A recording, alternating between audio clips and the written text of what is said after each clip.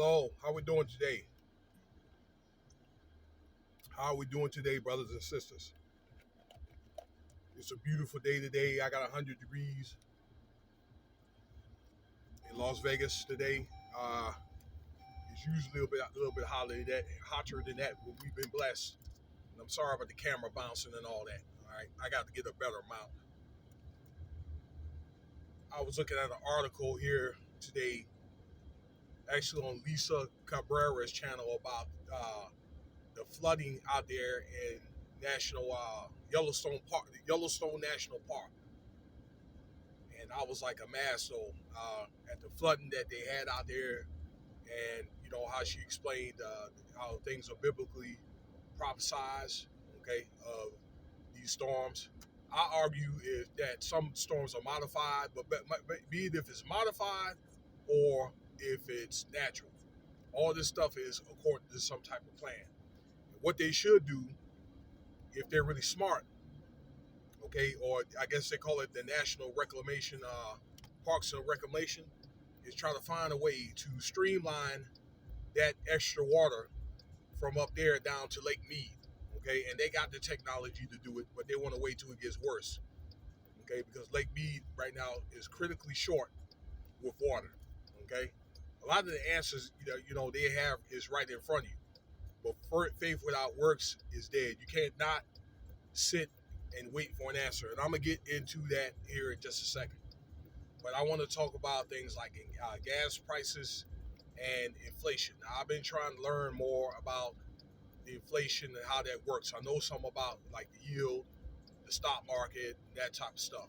Okay, and I need to give some advice on that in other videos. I've given some before, but vaguely.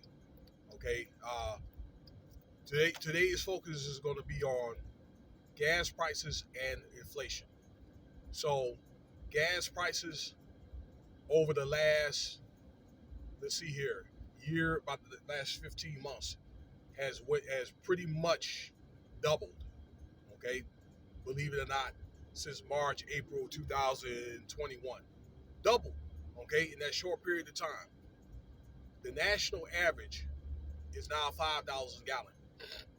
If you come here to Las Vegas, okay, the cheapest I've seen it is about 540, and then the diesel, the unleaded goes up to about 5.99. The diesel goes up to about 6.20.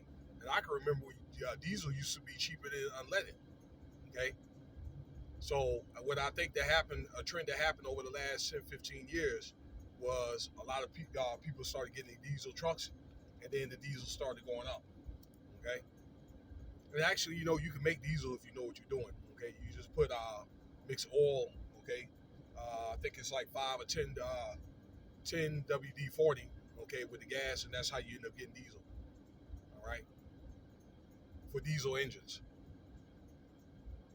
But yeah, and this is because many of the gas prices are going up because of the makeup for all that stimulus money, which is now, from my understanding, $5 trillion worth of stimulus money, and now the deficit has went up to about $31 trillion. Okay, for the U.S.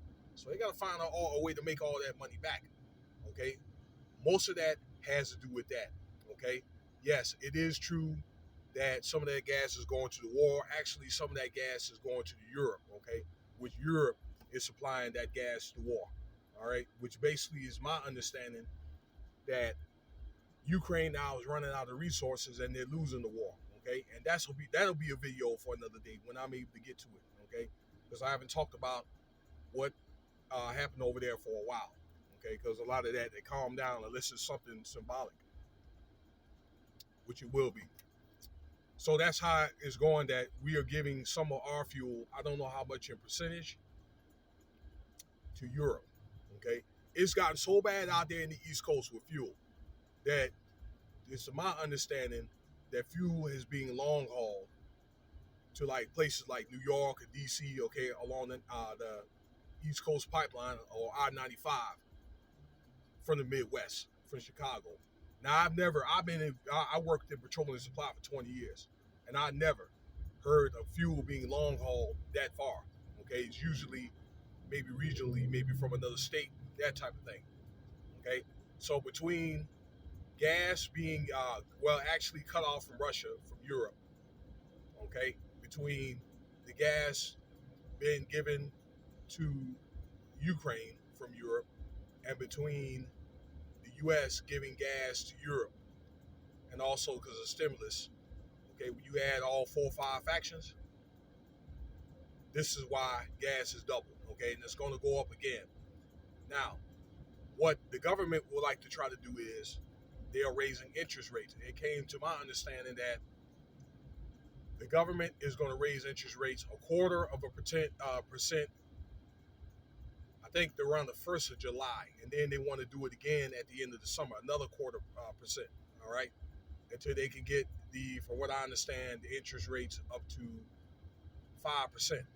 Okay, because right now it's to my understanding that the inflation is around 6.8%, but nevertheless, the prices are going to go up. They're going to go up for quite some time, and it's not going to stop it, but they want to try to slow down inflation.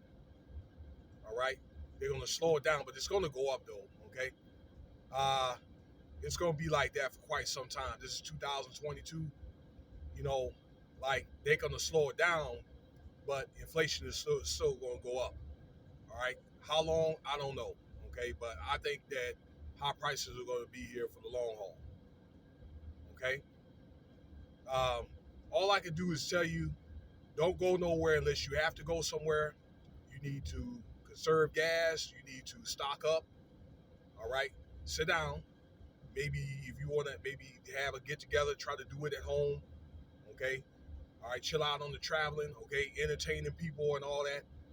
And just be still for a while. You're going to have to probably cut some things out. You have to make some sacrifices. All right.